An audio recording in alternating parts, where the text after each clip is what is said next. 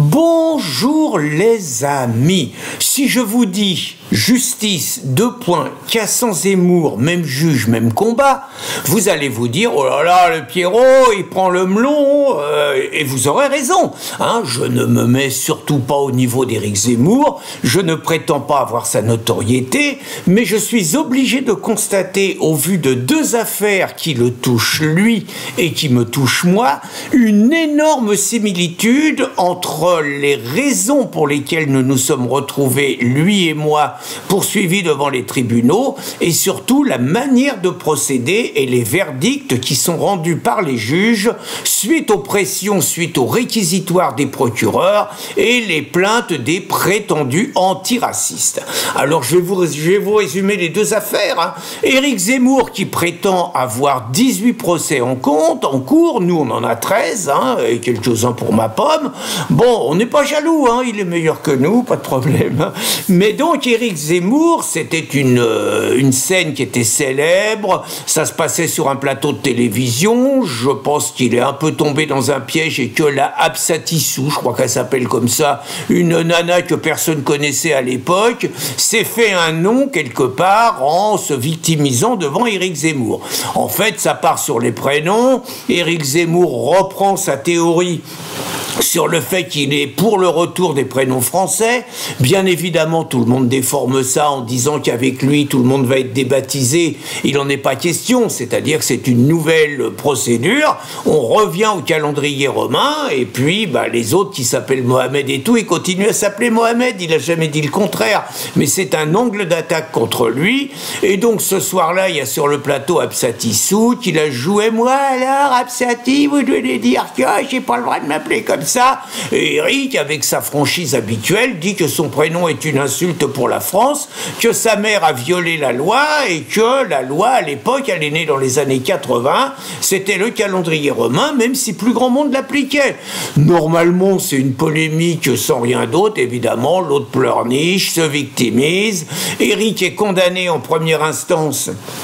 Je crois qu'il se prend 4 000 € d'amende, il se prend 3 000 € de dommages et intérêts affilés à Absatoussi, et il se prend 2 000 € de frais de justice. Donc c'est déjà pas mal. Il va en appel, et en appel, pour lui apprendre à écouter aux portes, il se prend 3 000 € supplémentaires contre Absatoussi, enfin pour Absatoussi, pour frais de procédure, et Éric annonce qu'il va aller en cassation. Je pense qu'il n'a pas le choix.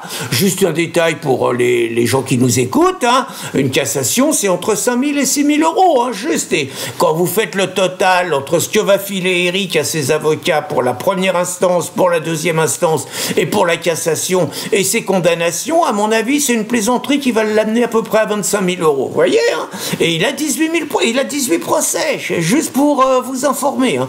Alors moi, dans cette affaire, je me suis retrouvé donc au tribunal, c'était au mois de mai dernier, je crois, mai 2023, avec le président de Riposte Laïque, Guy Sebag, parce que j'ai fait une vidéo humoristique à l'époque de Stop Covid, vous savez, toutes les mesures qu'il y avait contre la liberté élémentaire des Français de se déplacer librement, de prendre sa voiture sans mettre un masque, avec sa femme, un ensemble de trucs, le vaccin, tout ça.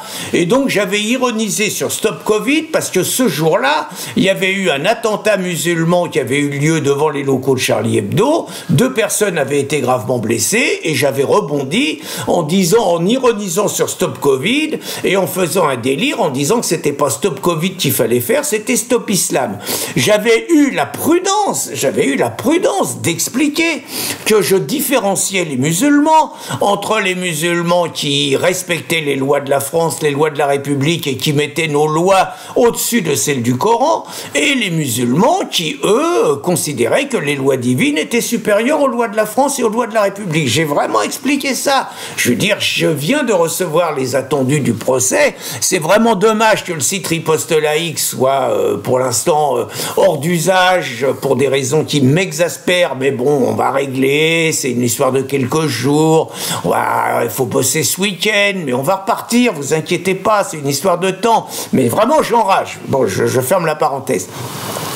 Donc j'ai reçu les attendus, il y a quand même des trucs extraordinaires. C'est que, je vous donne quelques exemples, hein, puis je viendrai sur le fond. C'est que je me fais domicilier pour des raisons de sécurité. Je me fais domicilier chez mon avocat, c'est permis par la loi, à Paris. Ces chacals réussissent dans un compte-rendu d'audience où mon adresse, la vraie, n'a jamais été donnée, ils réussissent à la balancer dans les attendus d'audience, ce qui signifie que les raclures qui ont déposé plainte contre moi, ils se reconnaîtront, connaissent mon adresse et donc peuvent la balancer à n'importe qui. Vous voyez, sympa quand même, hein. Alors après, parmi les trucs, il y a des conneries sur le président, Guy Sebaille et tout, mais surtout ce qui est extraordinaire, c'est qu'ils arrivent à reconnaître que je fais la différence entre les musulmans, entre ceux qui respectent les lois de la France et ceux qui préfèrent les lois de l'islam, mais ils disent qu'ils ne croient pas en ma sincérité quand je dis ça, que ce n'est qu'une protection judiciaire et que mes objectifs, c'est malgré tout d'attiser à la haine contre l'ensemble de la communauté musulmane que je considère incompatible avec la France. C'est-à-dire que je suis condamné pour l'interprétation de mes propos, pour mes supposées idées qu'il y a derrière, et donc on me fait dire finalement le contraire de ce que j'ai dit. Et je suis, moi, contrairement, donc un peu comme Éric Zemmour, hein, je suis condamné à 4 000 € d'amende, je suis condamné à 2 000 € de dommages et intérêts à verser à SOS Racisme, les seuls plaignants sur cette affaire, et je suis, donc SOS Racisme, les associations musulmanes n'ont pas déposé plainte, hein, c'est SOS Racisme qui fait le taf, et je suis condamné à 2 000 € de frais de justice affilés. Les plaignants réclamaient des publications dans la presse qui m'auraient coûté, si je les avais pas appliquées, 500 € par jour, mais qui en plus coûtent de l'argent fou parce que c'est comme un bandeau publicitaire, donc autrement dit on vous ruine, hein, dans la presse. Ils réclamaient ça. Et le procureur de la République réclamait, lui, 4 mois de prison avec sursis contre Guy Sebaille et contre moi. À l'arrivée, donc, entre Guy Sebaille et moi, ce que nous avons à payer et nos frais de justice en première instance, on est au-dessus de 15 000 €.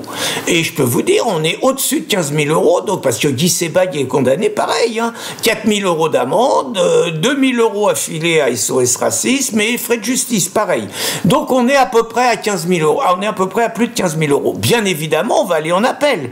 Si l'appel, c'est le même esprit et les mêmes juges que ceux qui ont jugé Éric Zemmour en appel, je pense qu'on est mal barré. Si on est condamné, je pense qu'on ira en cassation. Et donc je crains que tout ça, tout compris, ça soit une plaisanterie qui nous amène aux alentours, un peu comme Éric, qui nous amène aux alentours de 20-25 000 €, quoi. Voilà, pour un procès.